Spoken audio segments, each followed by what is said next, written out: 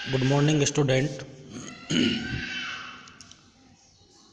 अब तक हमने अर्थशास्त्र कला है या विज्ञान, अर्थशास्त्र का परिचय, अर्थशास्त्र की विधियाँ व अर्थशास्त्र की शाखाओं के बारे में पढ़ा है। स्टूडेंट, आज हम आर्थिक नियमों की कमियाँ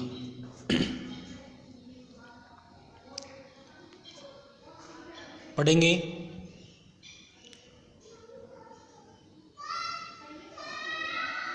कि जिस प्रकार से आर्थिक नियम बनाए जाते हैं,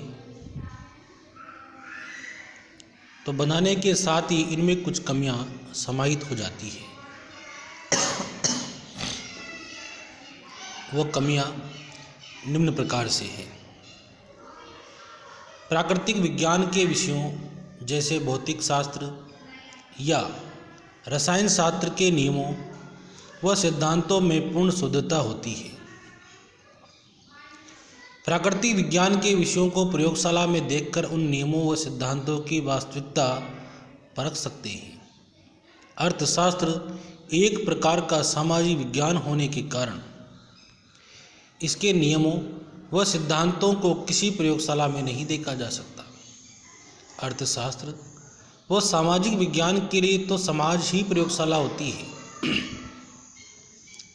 इस प्रकार अर्थशास्त्र के नियम व सिद्धांत भौतिक शास्त्र या रसायन शास्त्र के नियमों व सिद्धांतों की तरह उतने खरे नहीं होते। अर्थशास्त्र के नियम व सिद्धांतों में पूर्ण शुद्धता नहीं होने के कारण कम विश्वसनीयता देखने को मिलती है। फिर भी इतिहास का विकास अभी वर्णनात्मक चरण में है। राजनीति शास्त्र, लोक प्रशासन, सामाजिक मानव शास्त्र एक कदम आगे विश्लेषण चरण में है। इन सभी से बहुत आगे अर्थशास्त्र में भविष्यवाणी भी कर सकने के चरण तक अर्थशास्त्र के नियमों व सिद्धांतों का विकास हो चुका है। इसी कारण आज अर्थशास्त्र महत्वपूर्ण विषयों में से एक है। अर्थशास्त्र के नियमों व सिद्धांतों का सही ज्ञान कुछ मान्यताओं पर निर्भर करता है। मान्यताएं कुछ मूलभूत व आवश्यक बातें, दशाएं या शर्तें होती हैं। इन मूलभूत व आवश्यक बातों, दशाओं या शर्तों का पूरा होना किसी नियम व सिद्धांत के लिए बहुत आवश्यक होता है। हम जानते हैं कि प्रत्येक सिद्धांत के पीछे कुछ ऐसी प्रस्तावनाएं और परिस्थितियां होती हैं जिन्हें दिया हुआ मान लिया जाता है। इन्हें ही उस सिद्धांत के आधार तत्व अथवा मान्यताएं कहते हैं। वास्तव में नियम व सिद्धांत के खरा उतरने या पूर्णतः सत्य सिद्ध होने के लिए उपयुक्त बातों, दशाओं या शर्तों का पूरा होना अति आवश्यक है। अर्थशास्त्र की मान्यताएं। आर्थिक विश्लेषण करते समय कई प्रकार की बातों, दशाओं या शर्तों की मान्यताएं लेते हैं। विभिन्न आर्थिक नियमों व सिद्धांतों के खरा उतरने या पूर्णतः सत्य सिद्ध होने के लिए कुछ विशेष बातों, दशाओं या शर्तों की मान्यताओं का पूरा किया जाना आवश्यक होता है। आर्थिक विश्लेषण के लिए उपयुक्त कुछ मान्यताएं ली जाती हैं। नंबर 1, अन्य बातें समान रहे। ये स्टेरिस पारिबस का नियम है, अन्य बातें समान रहे। प्रश्न आता है, अन्य बातें समान रहे,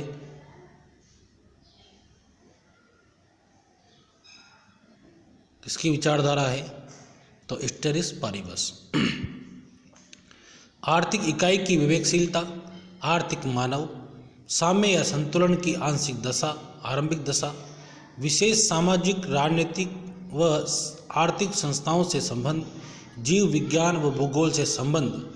अर्थशास्त्र में आर्थिक व्यवहार, आर्थिक समस्याओं तथा विश्लेषण के परिचय के लिए मान्यताओं के साथ साथ कुछ शब्दावली जैसे चर मूल्य यानी कि चल राशियाँ, वेरिएबल्स, स्थिरांक, प्राचल, परिकल्पना, अभिस्वीकृतियाँ,